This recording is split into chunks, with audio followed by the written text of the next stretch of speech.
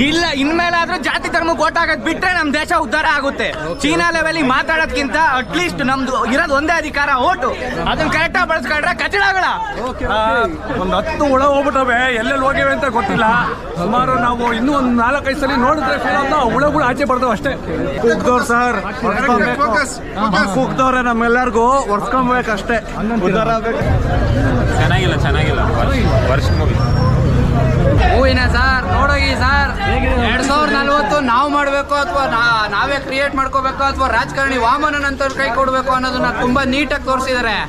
ಉಪೇಂದ್ರ ಅವರು ಬರೀ ಪಿಕ್ಚರ್ ತೋರಿಸಿಲ್ಲ, ಇಲ್ಲಿ ನಮ್ಮಲ್ಲಿರೋ ಒಳ್ಳೇದು ಕೆಟ್ಟದ್ದು ಎರಡೂ ತೋರಿಸಿದ್ದಾರೆ. ಬಂದ್ ನೋಡಿ, ಇನ್ ಮೇಲೆ ಆಚೆ ಇರೋ ಜನಗಳನ್ನ ಯಾವ ತರ ತೋರಿಸ್ತಾರೆ ನೋಡಿ.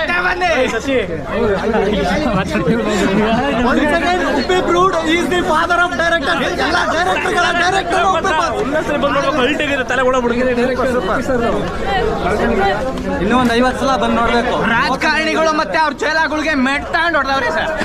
ಮೂವಿ ಮಾತ್ರ ಮಸ್ತ್ ಫೋಕಸ್ ಮಾಡ್ತಾನೆ ಇರು.